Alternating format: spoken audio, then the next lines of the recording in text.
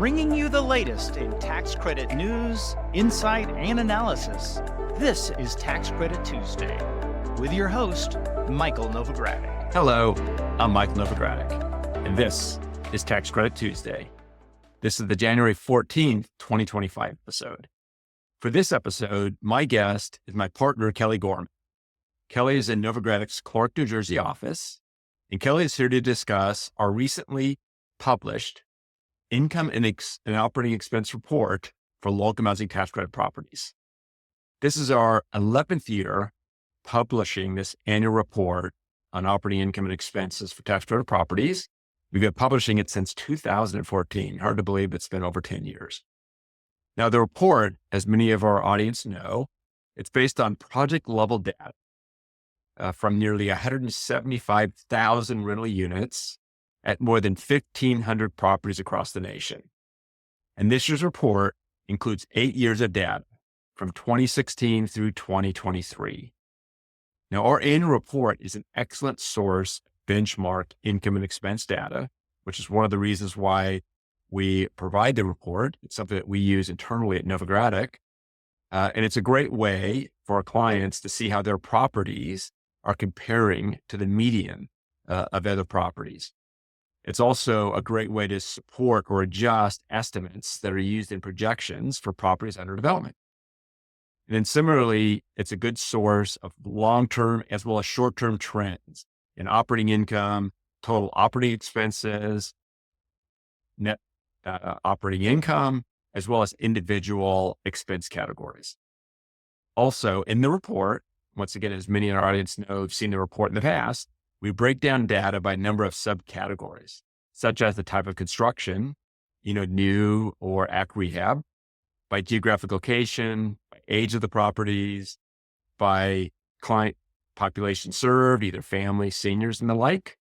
And then there's also a number of other ways in which we break down the data. Now, as I noted, this year's report does include data through 2023, and there's a few top-level takeaways that I want to share. First, when you look at rental income increases, the median increase over 2022 is 8.1%. That's right. The median rental operating income increased by 8.1%. Operating expenses, however, increased at a larger rate in 2023 over 2022. They increased by nearly 10%. It was specifically 9.8%. And with the rental income increasing at 8.1 on average, but operating expenses increasing at a faster rate, overall net operating income increased, but at a slower rate. Operating income increased by 5.5%. Now, I will note that net operating income increase of 5.5% in 2023 over 2022 did surpass the rate of inflation, which was 3.4%, but wasn't that much higher than the CPI for housing specifically, because the CPI for housing was 5%. If you're interested in buying or obtaining a copy of the report, I'd encourage you to do so. You can get a digital copy online or buy a hard copy. You can order that online at novoco.com. I also want to note that Kelly has written 3, not 1, not 2, but 3 blog posts about the data. As you can tell, the data, there's a lot of data, a lot of ways to look at it, and a lot of nuggets, only a few of which we're going to be able to cover in this podcast. I also want to note that Kelly is hosting a panel at our Affordable Housing Developers Conference at Fort Lauderdale later this week that will be discussing much of this data. As you can tell, we have a lot to cover. So if you're ready, let's get started. Kelly, welcome back to Tax Credit Tuesday. Before we dive into today's discussion, I wanted you to first share with our listeners and viewers some of the many services you provide to Novogradac clients. Sure. Thanks, Mike. I'm happy to be here. So I am based in our Clark, New Jersey office. I'm a partner at Novogradac. I'm a certified general appraiser, and we do market studies, appraisals, and rent comparability studies for our clients. Most of the clients that I work with are lenders, investors, syndicators, developers, and state agencies. Great. Thank you for that. And we'll include your contact information in the show notes for listeners or viewers that want to reach out to you. Great. Before we jump into the individual data categories, We did make a change in the source of data for this year's report, but it's different from the prior year, the underlying source of the data. Uh, it- if you could, please do explain to our audience what the change was. Sure. So we did make a methodology change for the data extraction, and the numbers are different from the previous report, including the 2023 report from last year, which covered a data period from 2011 to 2022. For the prior edition, the numbers came from our audits, but for the 2024 edition, which covers the years 2016 through 2023, we transitioned from using the audit work paper data to using the tax filings, specifically the IRS Form 8825 and supporting schedules, which you know more about. I'm not a CPA. I'm on the valuation side.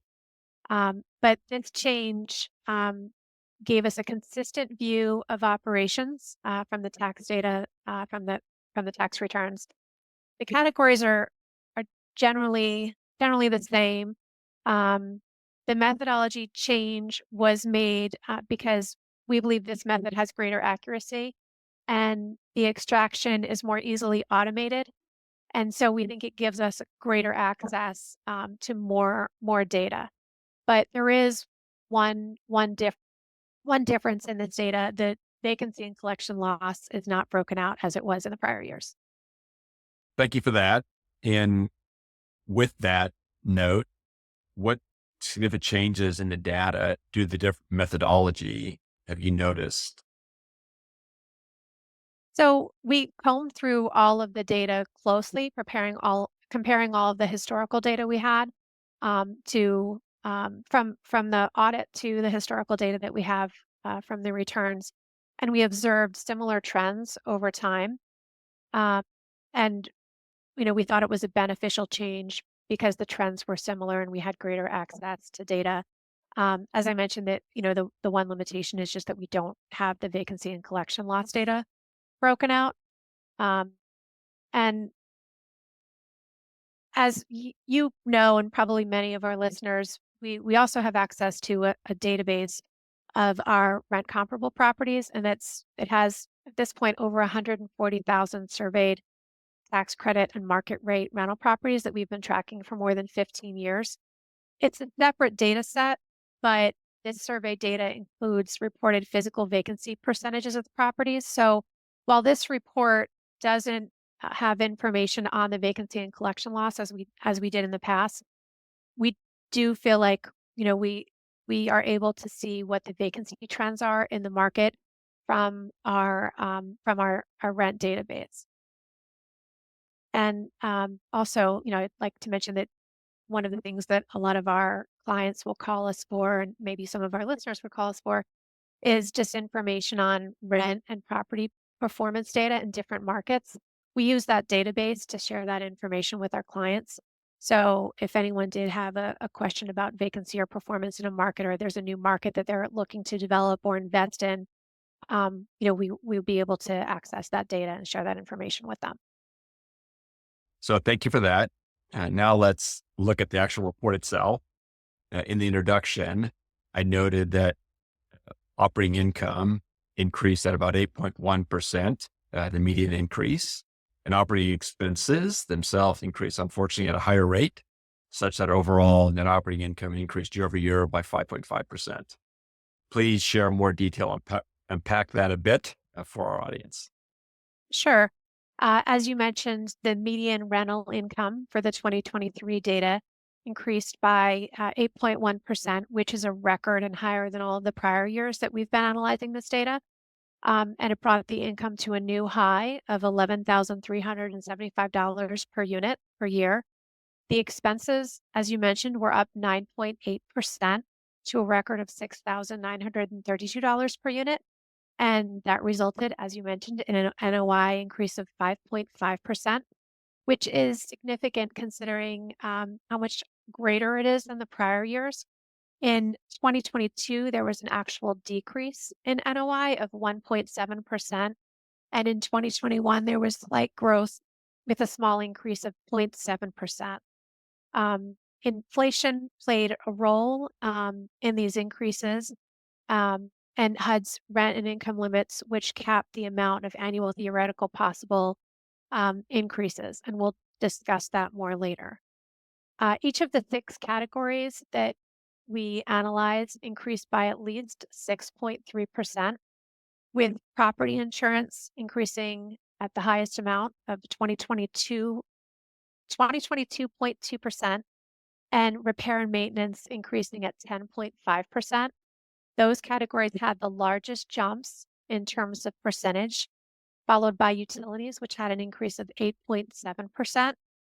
The expense increase in 2023 was the second straight year of increases that surpassed inflation, following a 10.4% jump in expenses in 2022. So last year, we showed a higher increase in expenses than this year. And we often talk about the compound annual growth rate, which can I refer to it as the COGR? Sure. Okay. And that provides a long-term view. This was 4.6% for rental income and 6.5% for operating expenses, which translates into a 2.1% change for NOI. And of the 6 categories that we analyze, which are administration, repair and maintenance, utilities, payroll, management fee, and insurance, the lowest COGR was tied at 4.9% for payroll and management fees. So those categories over time have been increasing by the smallest amounts. And the highest has been insurance, which has been increasing at 13.6%. Let me actually interrupt you Go here ahead. just to emphasize, Sure. this compounded growth rate, Mhm. because I think it's pretty significant and has an influence when we're doing projections and the rest. We generally go 3 and 3, Mhm. or sometimes it'll be 2.5, 3.5, or 2% in income and 3% in expenses, and those are based upon underwriting and not necessarily what's expected. When you look back, just to emphasize what you just shared, when you look back over the 8 years, so it's basically Mhm. 7 growth rate periods. Mhm. Uh, Compounded annual growth rate for rental income was 4.6% Mhm. on average, whereas for operating expenses, it was 6.5%, Mhm. which did mean that net operating income over that period of time grew at 2.1% on a compounded basis. And of those 6 expense categories, you were noting that the insurance was going up at a nearly 14% annual compounded growth rate, Yeah. which isn't a surprise to the audience because everyone knows about the crisis in insurance, which we'll talk about more detail later. But it is, awfully notable. So with that, please sort of continue. Those annual growth rates I always find uh, Yeah. very important data uh, item that we get out of this report. Yeah. And insurance has been increasing at a higher rate than all of the other categories, and we have more on that later. And as you're going to conferences, talking to folks in the industry. So am I when I'm doing inspections and talking to clients, and the expense that they seem most concerned about and have the biggest struggle estimating where it's going to go is insurance. So, another interesting piece of information that we have in the report is we're looking at the operating expense ratio, and that's what percentage of income the expenses comprise. And the data is telling us that expenses are comprising a greater percentage of the income. The operating expenses constituted 60.9% of rental income in 2023, which is the highest figure in the 8 years for which Novogradac has data in this report, and it shows a continuing trend with that percentage increasing over time. Since 2016, the portion of rental income offset by expenses has grown from 53.8% to 60.9%. And over the last few years, it increased from 60, 57, and 56%. So it's been going up for each of those 3 years. And just for comparison, if you were comparing to market rate properties, which don't have the income restrictions that tax credit properties do, the ratio that is typically seen at market rate properties is 35 to 45%. So the ratio is much higher at tax credit properties. And this is one of the reasons why we think that understanding the expense data is so important for affordable housing industry professionals. Great. Thank you for that. And we don't have time to go into this, but I do find the annual changes in income and expenses and even the categories within expenses interesting with the overlay of the HUD rent income limits themselves, along with which expense categories can respond to inflationary increases most quickly. And I did do a wash and wire a number of years ago, where I kind of talked through the impact of inflation on all your various income categories, as well as expense categories, and how quickly they get affected by inflation. And speaking of changes in income and expenses based upon inflation, please expand on how the income and expense growth rates year over year compared to CPI year over year. Sure. Over the last 3 years, the increases in income and expense exceeded CPI. From 2021 to 2022, which is the prior year, the consumer price index was 6.8%, which I think was a record high. And then it was a little bit better controlled, and the CPI decreased 3.4% from the end of 2022 to the end of 2023. But the housing CPI showed a 5% increase over the last year. And as I noted, to compare, the operating income went up 8.1% and expenses up 9.8%, with NOI up 5.5%. So all of these numbers are above the CPI change for the last year. And the CPI for housing, it tends to be higher than the overall CPI because it has a larger influence over the overall CPI. Maybe you could elaborate on that a little bit, explain I it a was little just, bit better. yes, and preparing for the podcast, I was just noting that when you think of inflation, it appears in the data that the CPI, the inflationary pressures on housing are a lot greater than on other expenses. And no doubt part of that has to do with the supply response. As there's more demand, bidding up of housing, the ability to supply more housing is much more restricted than the ability to supply more of other goods. So I do think it's not a surprise that the CPI for housing is a higher rate than the CPI for other goods. And as a consequence, since the overall CPI includes housing CPI as a subset, it has a greater influence. It's basically pulling up overall CPI, which is another reason for Congress to be doing more to increase resources for affordable housing if they want to battle inflation. But that's another podcast. Let's get back to this podcast on income and expense increases and the data that we're seeing. And let's focus now on the income part of it. I mentioned the wash and wire that I wrote a couple of years ago on the impact of inflation on both expenses and income. And then on the income side, as inflation's rising, the impact it has on income is delayed because income's limited by the HUD income limits that come out annually, generally in April. And if you could unpack that a bit more for our audience, that would be nice. Sure.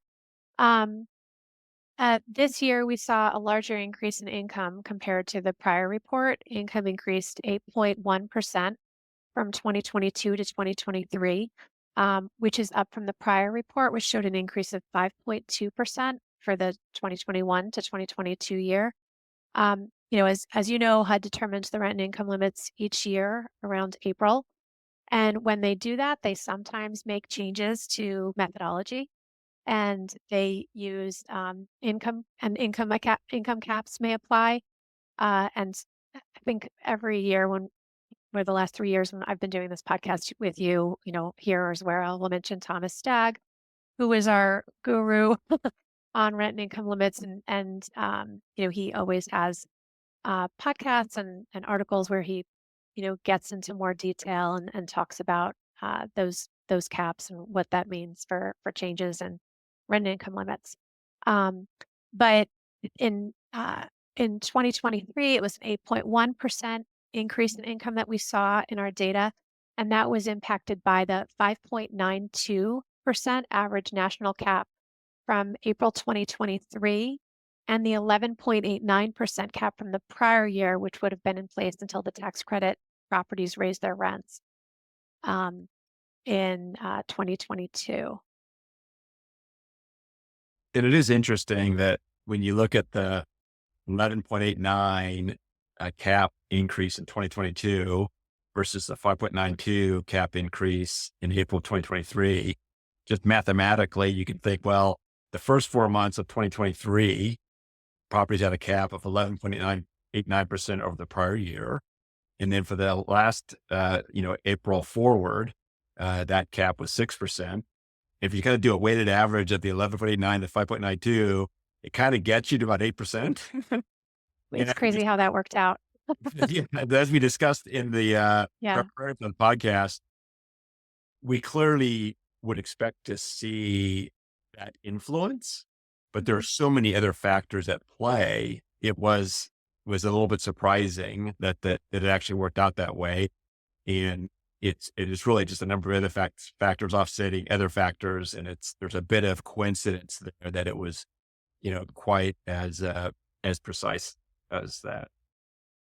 Right. And properties, as we've seen when we're interviewing the properties, they don't necessarily all automatically raise their rents on April 1st or whatever date HUD releases the new limits. It usually takes a few months for the owners and the managers to implement the increases, and they'll decide how much they want to increase. Properties also are not always at max. Sometimes it depends on what the market can bear and how much the developers and the property owners want to increase the rent. Sometimes they are trying to keep limit the increases so that it is affordable, and they're mission driven, so they don't want to do huge hikes to the rents. Um, and also some of the properties that we survey may have subsidy. And I'm sorry, some of the properties that are in this data may have subsidy, and the contract rents that they have might also exceed the tax credit rents. Um, and one thing we mentioned that I thought was interesting was that the income went up 8.1% this last year, and it was only about 5% the prior year. And I think part of the reason it's a larger increase this year is that properties in the previous couple of years may have been experiencing or applying smaller rent increases, which may have been due somewhat to moratoriums that were in place due to COVID. And then maybe this past year they were applying some higher increases and making up for some of that lost ground. Yeah, those are good observations. And as you know, also a large number of property owners, given limits and increases and things of that nature, when they came a bit of a distance between what their maximum rents were, what they were charging tenants, and then they were gradually kind of adjusting the rents up over a longer period of time. Yeah. So let's turn to insurance.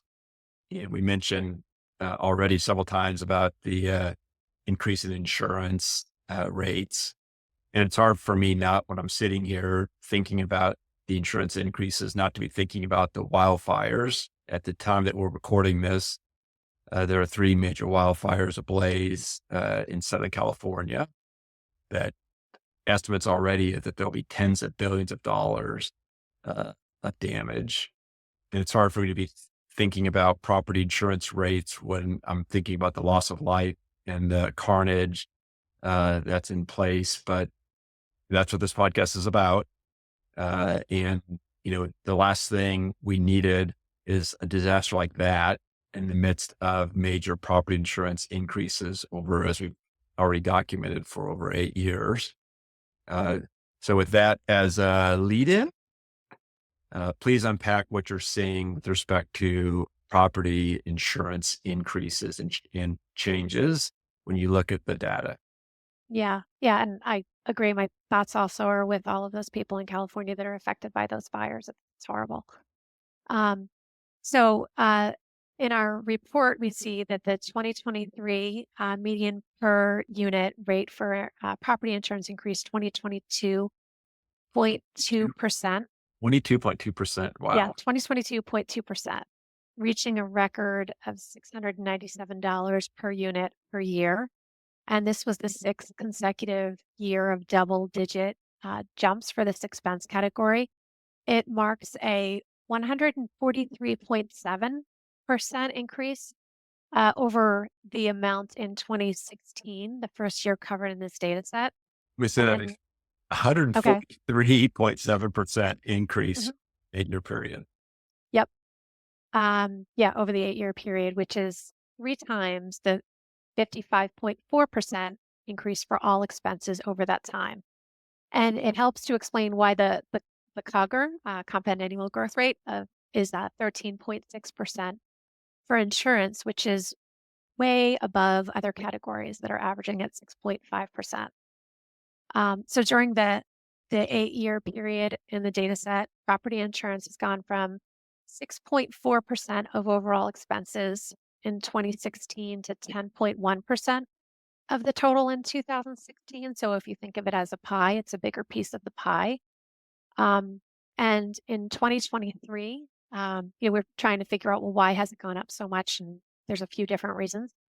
But in 2023, there were 28 climate events that caused at least $1 billion in damage, according to the National Oceanic and Atmospheric Administration Center for Environmental Information. And that's up from 18 events in 2022 and an average of 13 per year in the 2010s.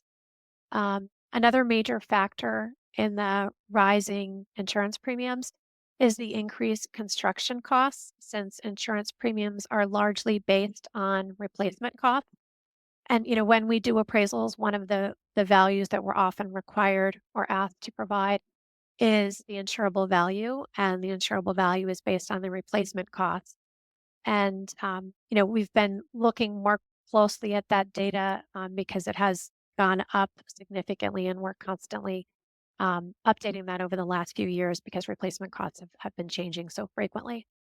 Um, in 2022, residential construction costs for the United States increased nearly 12%, and in 2023, that figure jumped an additional 5%.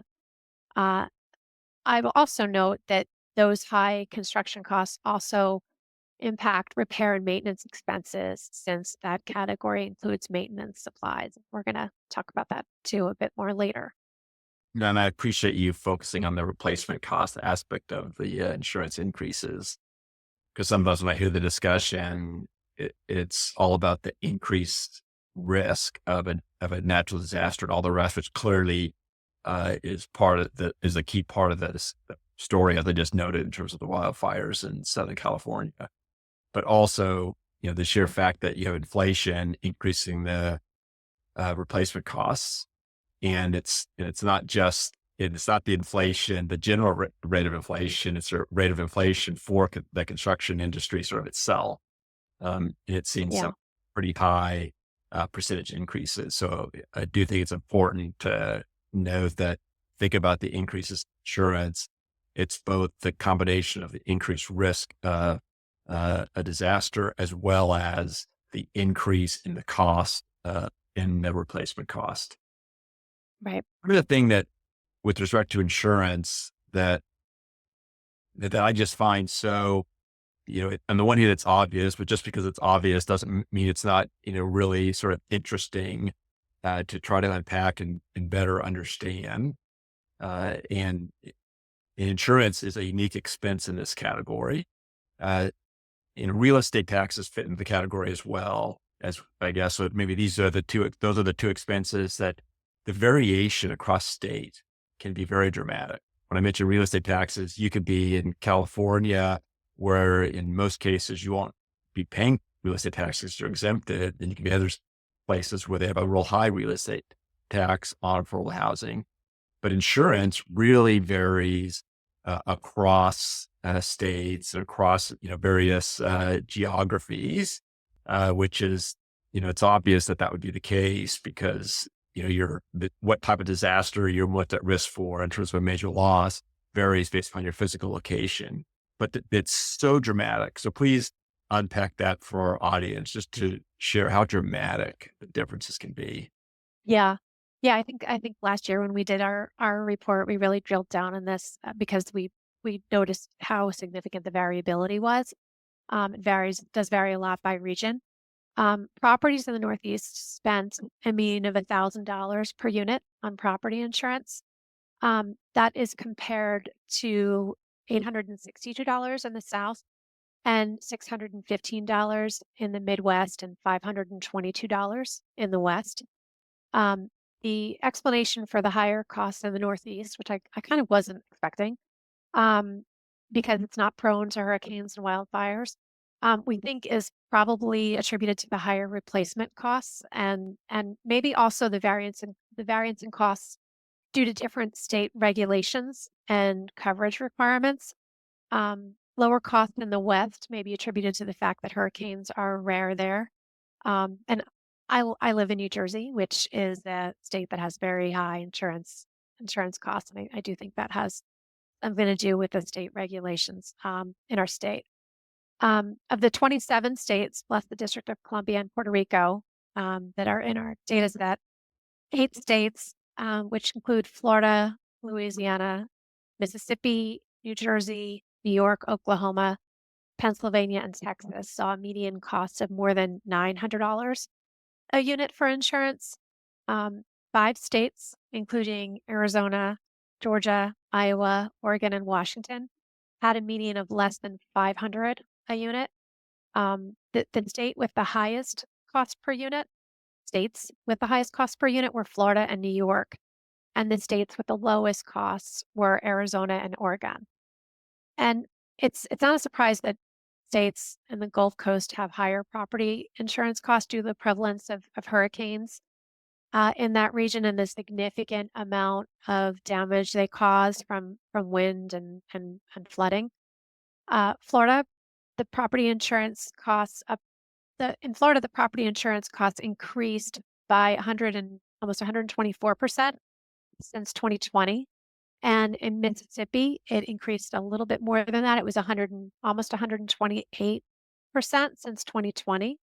And these states have seen skyrocketing insurance costs over the past 4 years, based on our data. Louisiana also has a history of storm damage that has the second highest cost per unit. It's only up 9.6% since 2020, and that's largely because the insurance dropped 14.4% in 2023. But still, properties in Louisiana pay a median of $1,100 per unit in property insurance, which is one of the highest rates in the nation. Yeah, we need to kind of go back and unpack that drop in 2023. What's driving that drop of 14.4%?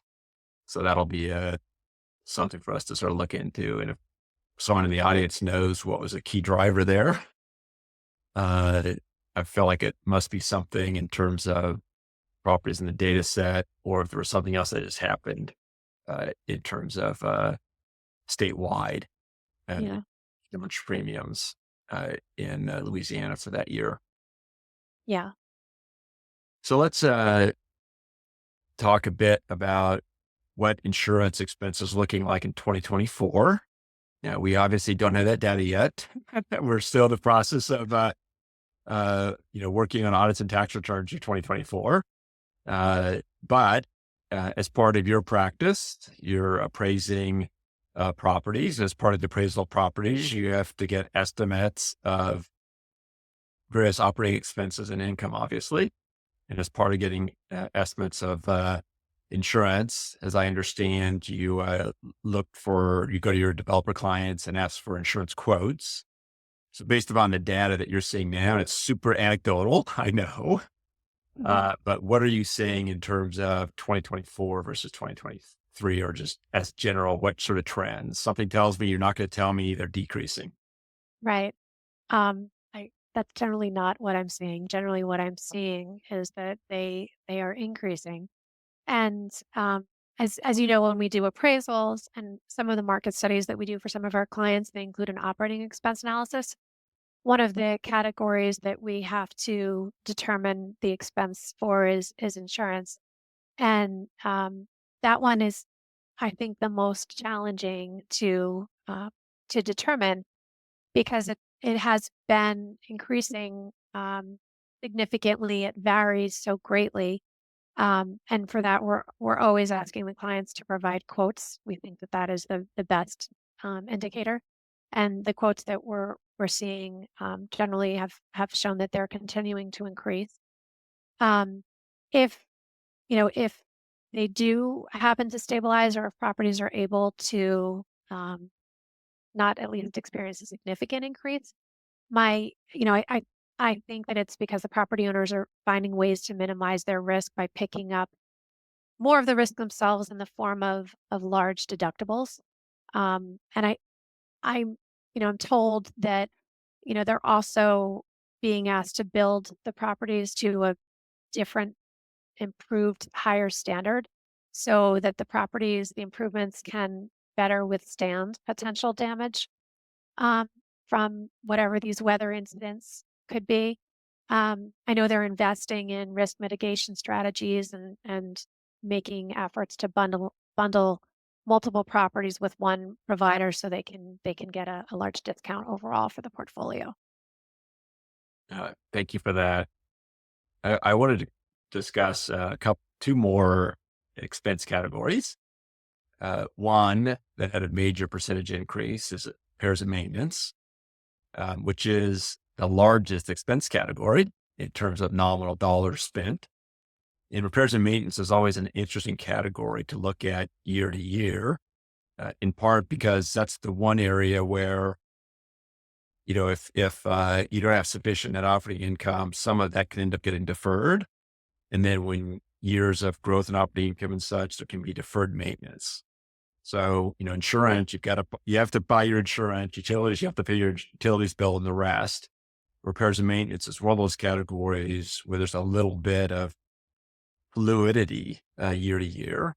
But when you look at 2023 and see the increase, one other thing that I would sort of wonder about is when you see an increase in repairs and maintenance, is the current level of repairs and maintenance the same, and you're just seeing the cost of them going up, or is the increase in repairs and maintenance expense being driven by more repairs and maintenance being done? So when you look at 2023, what's your Yeah. there? I don't think that the amount of maintenance and repairs have increased. I think that the costs of the labor and the materials are up significantly. Which, as I mentioned earlier when we were talking about insurance and the insurable value and the construction costs being up, I think it's impacted by that. And the point you made earlier about that can be variable depending on the funds that the property has. There are emergency types of repairs that you have to make. If your elevator is broken and it's a senior property, you have to have a working elevator. But if, um, you know, might want to replace a door or make some sort of an upgrade or, improve the landscaping at the property, some of that, might be optional and you can wait on that. So that's a really good point. Um, but, in the if you remember in the prior years coming out of COVID, developers and property managers were telling us that they weren't actually able to make repairs during COVID because they couldn't access the units for health and safety reasons. And in that year, for the 2020 data year, we saw that the R&M, the repair and maintenance expenditures, were down 2.4%, but that trend reversed itself and R&M To has no increased by surprise. To no right, surprise. right. It yeah, it did a 180, and that category, the expense has increased by 10 to 14% each year since then, which is higher than any of the other prior years. And so I do think that now the increase that we're seeing is really just primarily attributed to rising costs and not being able, and not being in catch-up mode, which was our belief for the increase that we saw in 2021 and perhaps in 2022. So the other category I wanted to touch on, and I'd love to touch on all of them actually, but we'll just touch on one more. That is the utilities. And prepared for the podcast, you said that you were surprised, as was I, for not seeing a larger increase in the cost of utilities.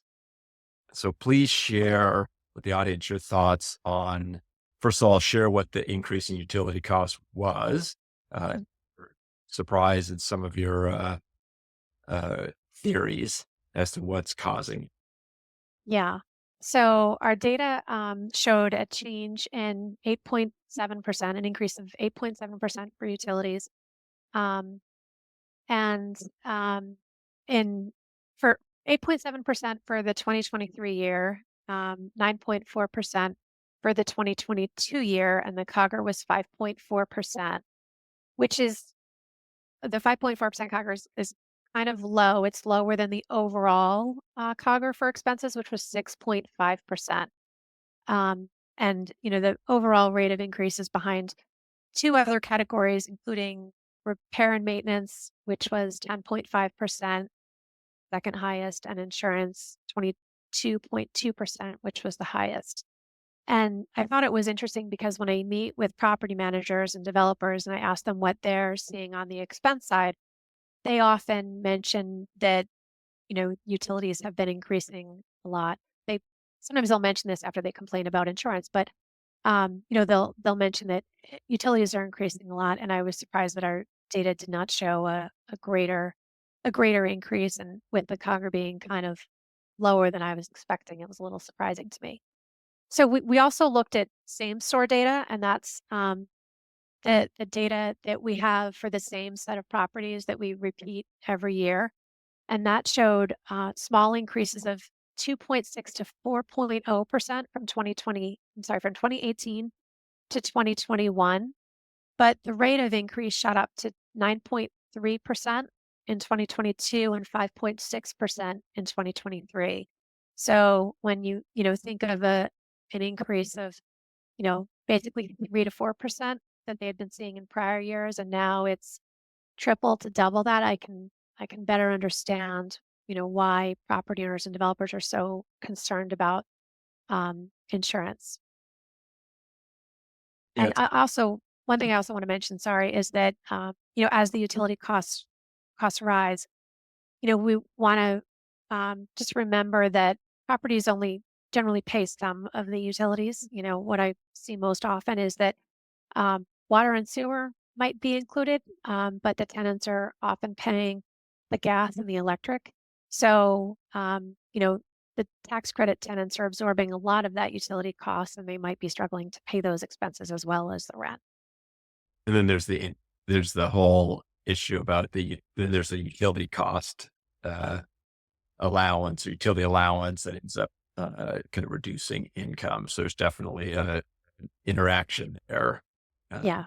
So if the impact of rising utilities, if the tenants pay more, they're, as a general matter, paying less in rent.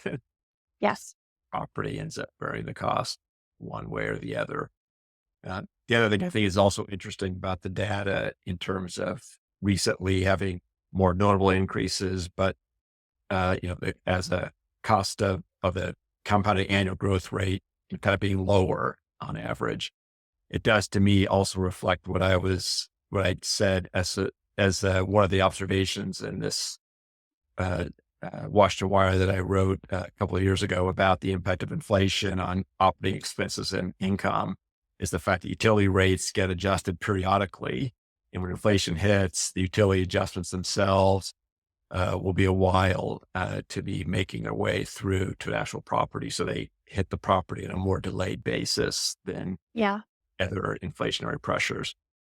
But before we wrap up, is there anything else you wanted to make sure to mention to the audience? And actually, maybe earlier I mentioned real estate taxes, so maybe touch on Yeah. how we treat real estate taxes or don't treat it in the report Yeah. and why. Yeah. We haven't been talking about real estate taxes, but as you mentioned earlier, that is an expense that varies a lot based on geography, and it's a significant expense at properties. And the reason that we don't talk about it, it's not discussed in the report, is that there's really no point in comparing it to other properties because they vary greatly based on the methodology used by the county that is assessing the properties. And a lot of tax credit properties might benefit from tax abatements and exemptions. So, comparing the taxes or discussing it in the report is really not meaningful. Anytime we're doing an analysis in our market studies and our appraisals, the analysis for taxes consists of us, reaching out to the assessor and asking the assessor, what methodology do you use? Looking at other similar properties that generate similar income and expenses, looking at what their assessments are, and coming up with a conclusion for what we think the assessment would be and applying the applicable um, tax rate to it. So this sort of comparison that we have looking at other properties and comparing what the tax is really not meaningful, and that's why we're not showing the data in the report. And then just the last couple of things that I wanted to mention are a couple of housekeeping things. The blog posts that were released over the last week. There were 3 of them, summarizing some of the highlights of the report. The report can, be purchased online on our Novogradac website. And also, next week, well, this week, because this is airing the 14th, we have our Affordable Housing Developers Conference in Fort Lauderdale.